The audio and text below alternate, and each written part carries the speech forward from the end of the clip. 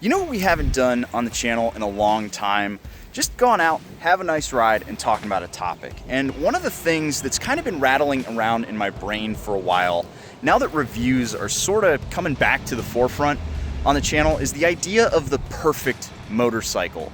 And this actually has a lot to do with that Tuono right there, because when I picked this thing up, a lot of people were surprised when I said that I was using this to replace my Moto Guzzi Grezzo, because so many people were like, that's the perfect motorcycle. And I was like, maybe, but it's not the right bike.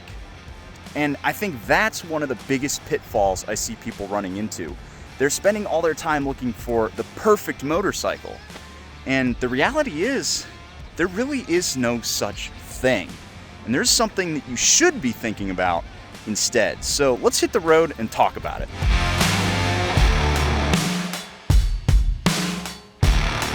This is actually a video that I've been meaning to make for a long time, and I recorded one a gazillion years ago when I first bought this bike, because a lot of people were surprised that I traded in the Grezzo, or well, that I'm selling the Grezzo and I replaced it with this. You know, because everybody was like, whoa, the Grezzo's so much right up your alley, it's such a unique motorcycle and all that stuff. And I was like, yeah, totally is, but I don't know, I just wasn't feeling it anymore. I kind of go through phases. I think a lot of that is because I get to ride a bunch of different bikes, so I learn very quickly what it is that I value out of a motorcycle. And I think that's really the hardest thing for a lot of people to determine, right? Like, so for example, when I started riding, I started on a Harley Street 750 because I didn't know how awesome sport bikes were. I just kind of assumed all sport bikes were the same, and I wanted a Harley. You know, they were a symbol of quality, and then I got one of the, you know, cheapest motorcycles they made. And don't get me wrong, it was not a high quality motorcycle, but it was on par with like most beginner bikes at the time. It needed better hardware and it needed better design generally. That motorcycle wasn't great, but it handled pretty well. But then I got myself on a 919, and then I realized how fast 100 horsepower was on a motorcycle. That opened my eyes. It was a genuinely transformative experience. First time I got on a motorcycle that had real power. I also, before we get too far into the meat on this one, I want to just say that this is all kind of my opinion here. This is entirely my opinion. And it's all based on my experience. And this is why I say it's important for y'all to know a little bit about who's reviewing the bike in the video you're currently watching, knowing their riding style, knowing their predilections for motorcycles. You know, I kind of like a little bit of everything, which is why I have a little bit of everything in my garage. But, you know, somebody who's not a big fan of Harley reviewing a Harley, they're probably not going to give you a really great idea of what the bike is about, nor is somebody who is a giant Harley simp. Somebody who is like only does Harley content, sure, they're going to be able to tell you the minute differences between the 2022 and the 2025, but they're not really going to come at it from, you know, a neutral viewpoint. Really, nobody is neutral. There's no such thing as an unbiased review, but that's something that's worth remembering as you start watching review content, as you get into like the new bike season, which may or may not happen this year because of Gestures Wildly. So the biggest thing that I wanted to talk about here is that I think perfection in a motorcycle is a myth, and I also think it's underrated. So let me start by saying there is no such thing, in my opinion, as a bad motorcycle. I really don't think that one exists. I certainly can't think of a new motorcycle that is bad. I know some people down there are going to be like, well, Harley Davidson, they're bad motorcycles. But are they? You know, maybe they're overpriced, sure. Maybe they're underpowered, sure. But that's also relative to the competition. If you're looking at this from the lens of a sport bike rider, a Harley Davidson is not going to give you what you want. But if you're looking at it from the lens of a cruiser rider, a Harley Davidson is kind of the gold star. Oh man, this porta potty truck is going so friggin' slow. I had to stop and hide from that porta potty truck because it smells so fucking bad. It's literally just leaving a trail of poo stink down the entire road, so I gotta pull over it. Now, while we wait for the stinkiest truck in Austin to get down the road, let me tell you about one of the best pieces of safety equipment you can add to your ride. This is the brake-free helmet brake light. It's a new addition to my daily riding gear because it lights up whenever your bike slows down, regardless of whether or not you hit the brakes. That means that you could engine brake or even just roll off the throttle, and the light will tell everyone behind you that you're slowing down and would very much not like to be pancaked between a minivan and a porta-potty truck. The light itself is sturdy and can handle a lot of abuse. It's easy to swap from helmet to helmet, and it has a long-lasting charge. I highly recommend that you check it out, especially if you ride at night or in the rain. Click that link down in the description below and use the code SPIKE to save $10 off of Brake Free. Now, what was I rambling about? But yeah, a Harley Davidson isn't a bad motorcycle. You just probably are looking at it from a different lens than most other Harley riders. I do think that Harley is too expensive. I'm just going to say that. In the same vein, the Versa 650 is not a bad motorcycle. I just don't like it because I think it's really boring. And that's where I want to get into the idea of perfection being overrated. I'm just going to have to ride slow because it is freaking hot out. Perfection on a motorcycle is overrated. Here's an example. My fourth motorcycle was a Honda VFR. Harley 1.0 was totaled in an accident with a drunk driver. Harley 2.0 was my wife's. I gave it to her, and then she got rid of it. And then I got the 919, and my 919 had a throttle position sensor problem where it just wasn't riding right anymore. So I had to let it go. And bike number 4 was a Honda VFR. Great motorcycle, really awesome bike. You know, sport touring dad machine, really cool V4, unique soundtrack with VTEC and all that stuff. But it was flawless, right? Maybe it was a little heavy, and maybe for an 800 it wasn't super powerful, but there really wasn't a big problem with it. There wasn't stuff to modify. There wasn't a lot of interesting shit to do with that bike. And so I ended up getting rid of it for a 690 smc-r because, you know, that just was more up my alley. It was more fun. And it was a much more flawed motorcycle, but there's more unique stuff out there than the VFR. And I wanted a taste of something different. I stopped reaching for the keys to that motorcycle. Even though it sounded great, I really dug the sound of it. I didn't enjoy riding it. A big reason that I bounced off of the Street Triple is because that bike it's kind of flawless. It's really, really, really, really good. It's a really good motorcycle. But because it's so capable and so good, it's been polished smooth, right? That's why I like this. It's a really great bike. I really dig this thing.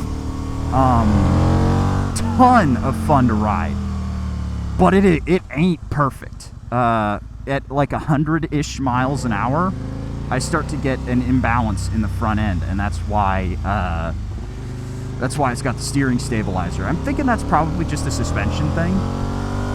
Also, sometimes the power delivery is way more aggressive than I think about. It is just stupid aggressive sometimes, but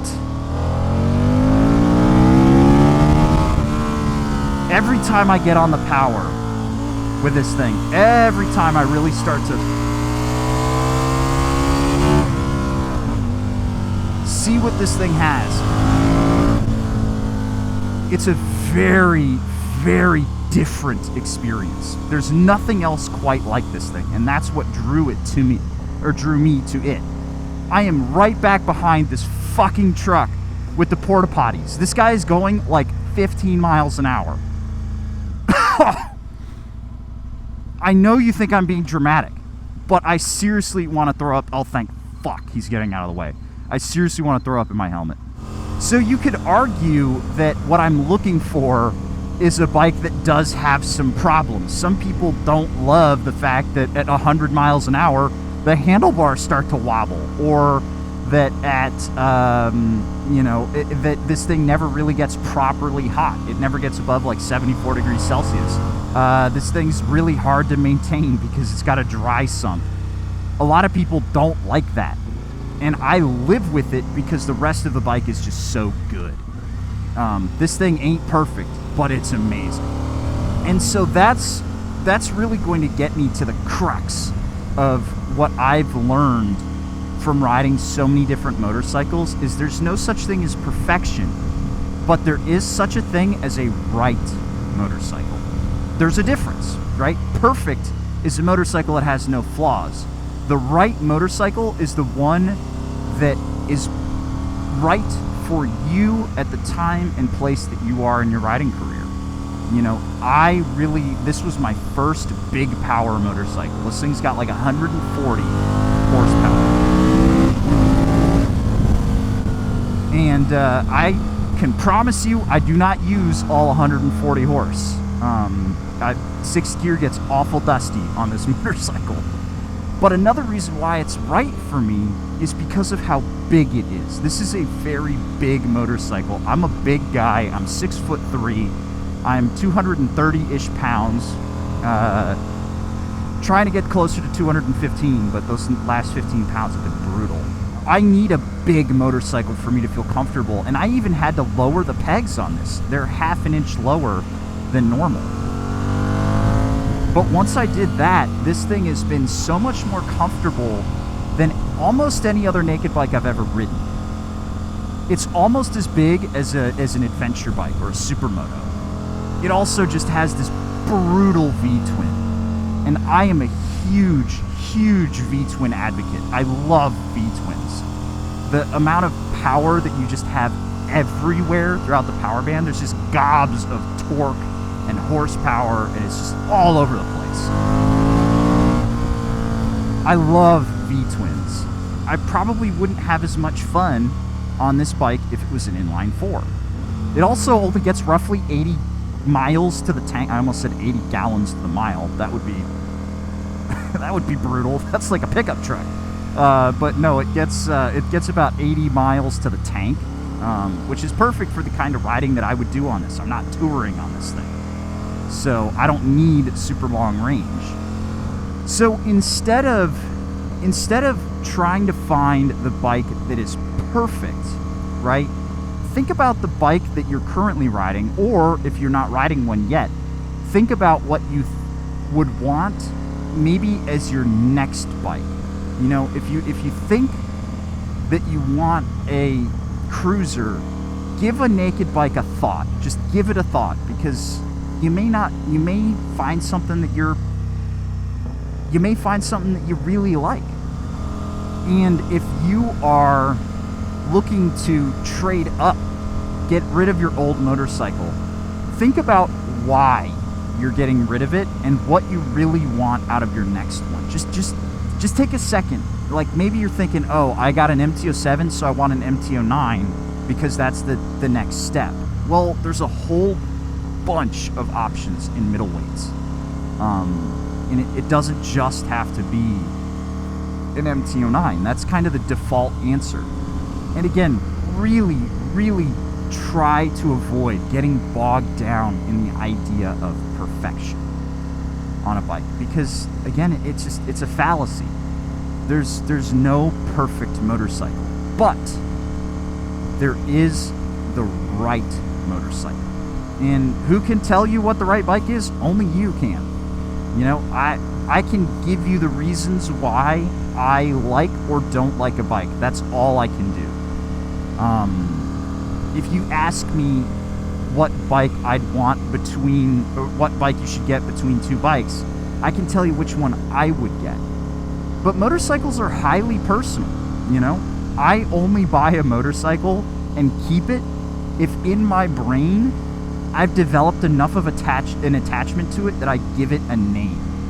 You know, my VMAX, I call it Hel, H-E-L, the goddess of death from and the underworld from Norse lore. This one, I've started calling it Astrid because the etymology of that name is divine beauty, and that's kind of what I see when I see this motorcycle. So if you get to that point with a motorcycle where you're just like, I don't feel it anymore, then it's not right for you, even if it is the perfect motorcycle. But I don't know. That's just where my head's at with all of this. Let me know your thoughts on this down below. Have you found the perfect motorcycle? And if it is it because it's the right bike or because it's perfect? Let me know down in the comments. And if you're out there looking for a motorcycle, let us know what you're thinking about. And I do highly recommend, if you're stuck and you're not sure what bike you want to pick up, I highly recommend going to a service like RiderShare and rent a bike and see what's out there, because there's a ton of options that you may not be considering. RiderShare is a great, or any other rental service, but RiderShare, you get 25% or $25 off your first rental if you use the link down there. I think the most important thing is you experience more different types of bikes. That's the biggest thing. Motorcycles are so unique and so disparate, and there's so many different types out there that it'd be a shame to close yourself off to just one style. So maybe that's my challenge to you this summer. Go ride a different motorcycle, a different kind of bike. Rent one for a day, and then let me know your thoughts. I'm going to tie this one off. I'll get you guys in the next one. See you later.